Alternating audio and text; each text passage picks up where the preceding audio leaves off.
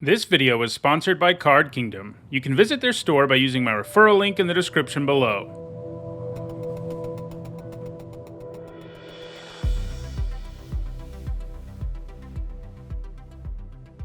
Hi everyone, I'm Hone, and today is Monday, and that means it's time for another MTG Top 10. In some episodes of this series, I look at the most expensive cards in a particular category and explain what makes them so expensive, and that's what we're doing today with a look at the most expensive multicolored cards. Multicolored cards were introduced in 1994's Legends, and they've gone on to be an incredibly important aspect of Magic. Generally, multicolored cards are more efficient and powerful than their monocolored counterparts. This is because you have to build your deck in such a way that it's capable of producing more than one color of mana. In other words, multicolored cards are generally harder to cast, and they give you more bang for your buck. A few notes about how I do these lists. First, as usual, we're only using the original printing of cards, so promo cards and the like don't count. Second, a specific set can only appear on this list once. Otherwise, this list would be entirely full of very old cards. This helps make the list a little more diverse. For a set that would have had multiple inclusions on the list, I include the 3 most expensive cards from the set. Lastly, all the prices that appear in this list are the Card Kingdom near mint prices at the time of recording, and they may have changed. Alright, let's dive into the list. At number 10, it is the Scarab God, which costs about $28. This super powerful Amonkhet God is a 5-mana 5/5 that lets you exile a creature from a graveyard for 2 generic, a blue, and a black, and when you do, you make a 4/4 zombie token copy of it. Additionally, every upkeep your opponent loses X life and you scry X where X is the number of zombies you control. Like most gods, the Scarab God is also incredibly difficult to permanently kill. It returns to your hand at the beginning of the next instep when it dies. The Scarab God is one of the more dominant cards around while it was in Standard, where it was a very powerful win condition for control decks. A control deck could kill and counter creatures all game long until they played the Scarab God and started turning those same creatures in the graveyards into 4/4 zombies and running away with the game. It also has 1 point in a modern Grixis control deck, and more recently it's gained some points in Pioneer, Fires of Invention decks. In addition to success in 60-card constructed formats, the Scarab God is also quite popular in Commander. He's pretty nice in decks interested in zombies, the graveyard, or both. He's the commander of 6,612 decks on EDHREC, making him the 55th most popular commander, and he also appears in just about every deck that can cast him. The god is in moderately high demand for 60-card constructed, and in very high demand in EDH, resulting in it costing $28. At number 9, it is Attraxa Grand Unifier, which costs about $30. She's the newest card on the list, as she was just printed in Phyrexia All Will Be One. For 3 mana and 1 mana of each color apart from red, she gives you a 7/7 with Flying, Vigilance, Death Touch, and Lifelink, and she has an Enter the Battlefield ability that reveals the top 10 cards of your library, at which point you get to put a card of each type into your hand. In short, she's a huge, scary threat that also draws you a bunch of cards. All of that power means there are decks in every format right now trying to cheat her into play. For example, in Standard, she's reanimated with the cruelty of Gix. In Modern, she is cheated into play with Indomitable Creativity. In Legacy, she's put into play with Sneak Attack or Show and Tell. And in Vintage, she sees play in Oath of Druids decks.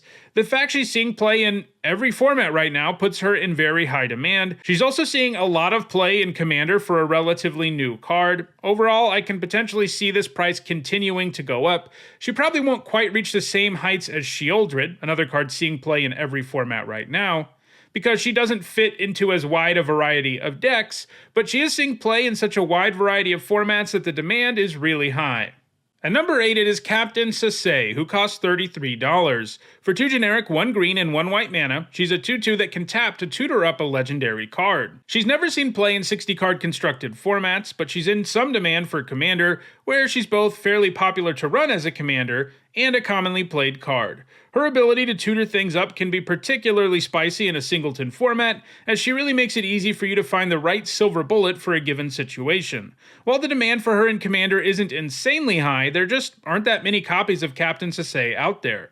Other than her original printing in Invasion, she's only been reprinted in 2 premium products that were in limited supply, from the Vault Legends and A Secret Lair.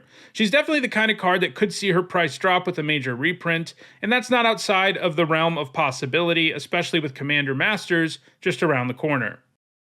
At number 7, it is Teferi, Hero of Dominaria, which costs $35. This is, quite simply, one of the best Planeswalkers of all time. He even made an appearance on my most recent MTG Top 10 on Planeswalkers.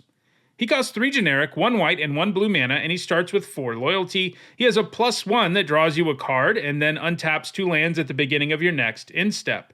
That's nice because it means he does a great job of netting you card advantage while also not limiting your ability to continue to interact on your opponent's turn.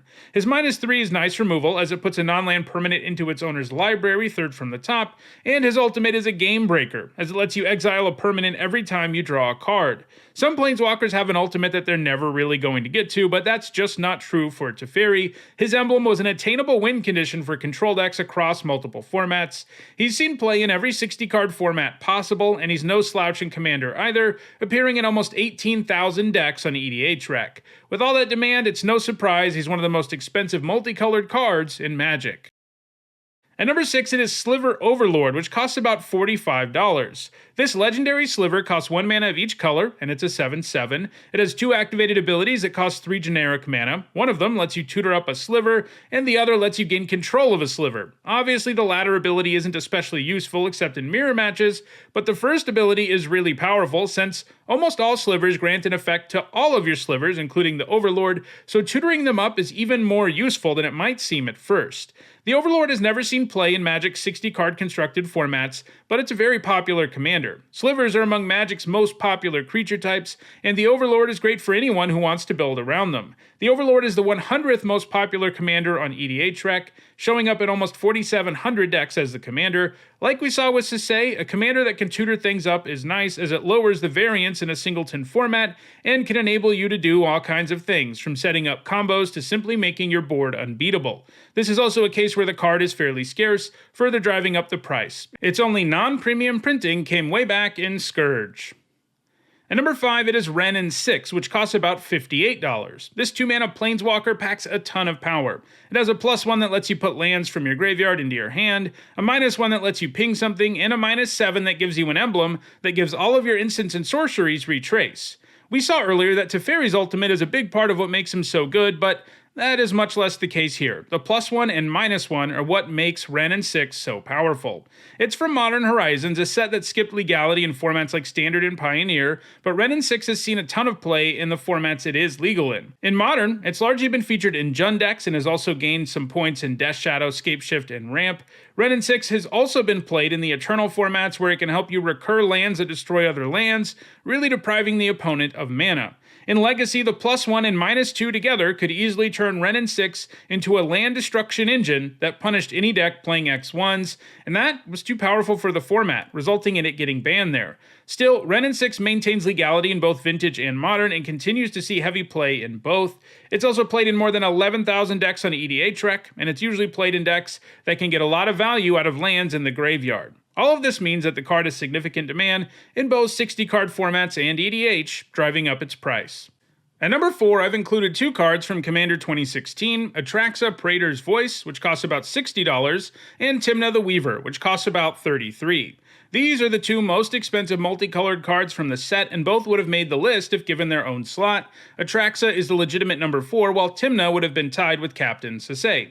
This also means that both Attraxas made the list. This original Attraxa was the commander for the Breed Lethality Precon deck. She costs 1 of each color of mana apart from red, has the same keyword abilities as the other Attraxa, and lets you proliferate at the end of every turn. This makes her awesome for any deck that's interested in going wild with counters. Because both of these are from commander sets, the only 60-card formats they're legal in are Legacy and Vintage. Attraxa has never seen play in either of those formats, but she is the most popular commander in the game, appearing in almost 20,000 decks on EDHREC as the commander. Counters are an incredibly popular theme, and she's incredibly powerful with them, so it makes a lot of sense. Timna, meanwhile, was not actually the commander of one of the Commander 2016 precons. Instead, she was simply a card that appeared in the open Hostility deck, but funnily enough, she outshines every non-Attraxa card in the set in terms of price, including the commander for that deck, who was Saskia the Unwielding.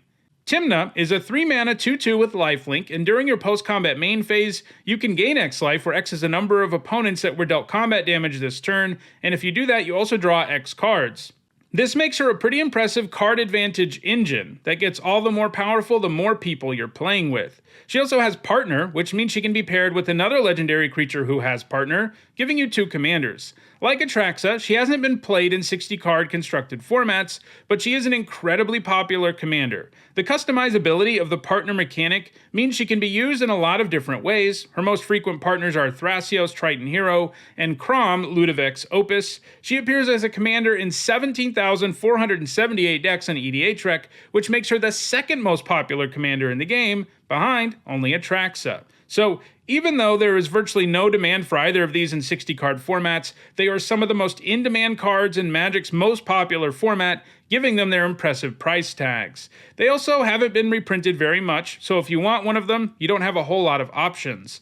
I would say that both have a good chance of being reprinted in the upcoming Commander Masters, though. At number 3, I have the 2 most expensive cards from Commander 2017, Edgar Markov, who costs $85, and the Dragon, which costs $75. If they each had their own spot, they would be at number 3 and number 4. They each appeared as commanders in the Commander 2017 precons, with Edgar Markov the general for the Vampiric Bloodlust deck, and the Dragon as the general for the Draconic Domination deck. Obviously enough, these decks are built around vampires and dragons respectively. Edgar is a 6-mana 4/4 with First Strike and Haste, and he puts a +1/+1 counter on each vampire you control when he attacks, including himself. Both of these commanders also have Eminence, which means they have an effect whether they're in play or in the command zone. In the case of Edgar, you get a 1/1 vampire token every time you cast a vampire spell. The Dragon is a 9-mana 10/10 flyer that cost 1 of each colored mana, and whenever 1 or more dragons you control attacks, you draw that many cards and put a permanent on the battlefield. Its Eminence effect makes all of your dragon spells cheaper. These are both incredibly powerful cards when they are in play, and Eminence makes it so that they impact the game even if you never cast them. Just like we saw with Commander 2016, cards from Commander 2017 are only legal in Legacy and Vintage, and obviously in formats without a command zone, these are both much weaker, and as a result, they haven't seen play there. However, both are incredibly popular commanders. While they aren't quite as popular as Attraxa or Timna, Edgar Markov is the 7th most popular commander in EDHREC, and the Dragon is the 4th most popular. While they aren't quite as popular as the cards we just saw at number 4, they are also harder to find. Commander 2017 precons have been the only way to obtain either of these for a very long time, making them quite scarce and driving up the price. But in the recent Commander Masters announcement, it was revealed that the Dragon is getting reprinted in the set, and that has already had some impact on its price. It'll be interesting to see whether Edgar also gets a reprint. Given his popularity, I think there's a pretty good chance it happens, just like with Attraxa and Timna. At number 2, it is Sliver Queen. We saw the Overlord earlier, but the Queen is the original legendary Sliver. She's a 5-mana 7/7 that costs 1 of each mana, and she can create a 1/1 Sliver token for 2 colorless mana. She never saw a whole lot of play in 60-card formats, and she also isn't that popular in EDH. People love Slivers, but there are far better Sliver commanders out there at this point, like the Overlord we saw earlier. While demand for the Queen may not be super high, she is pretty dang hard to find as a result of being on the reserved list. This is a list of cards that Wizards of the Coast has promised never to reprint, so in theory she'll never be reprinted, and every Sliver Queen that will ever exist already does. This means her price just keeps going up. And at number 1, I have the 3 most expensive multicolored cards from Legends: Angus Mackenzie, Gwendolyn de Courcy, and Rasputin Dreamweaver. Angus is a legitimate number 1, while Gwendolyn and Rasputin would have been behind Sliver Queen at number 3 and number 4. None of these have ever been played in 60-card constructed formats, so the largest factor in their price is their presence on the reserved list. That said, there is at least moderate demand for them in Commander, especially for Angus, who's a pretty sweet commander if you want to have a fog-themed deck, since he has an activated ability that lets you fog every single turn. Rasputin Dreamweaver is also really interesting, so interesting that I did an EDH deck tech on him way back in the day on this channel. He's a 6-mana 4/1 that comes into play with 7 dream counters, and you can use those counters to produce colorless mana or prevent damage. Most of the time the ramp option is what you want to use, and that makes him a blue-white ramp commander, which is a pretty unique thing to have. Gwendolyn is probably the least interesting. She's a 4-mana 3/5 that can tap to make a player discard a card at random. This effect can be powerful, but it doesn't make her especially unique, and she sees the least play in Commander of these 3. So those are the most expensive multicolored cards in Magic. If you want to own any of these, check out the description where you can find a direct Card Kingdom link for every card that appeared in the video. If you want to make sure you catch future videos, don't forget to subscribe. If you want to catch up on past videos, including many more that look at the most expensive cards in the game, you should see a playlist on your screen shortly. And if you want to go the extra mile in supporting me and the channel, you can do that by becoming a patron or by becoming a channel member. You can find ways to do both of those things in the description. Thanks for watching.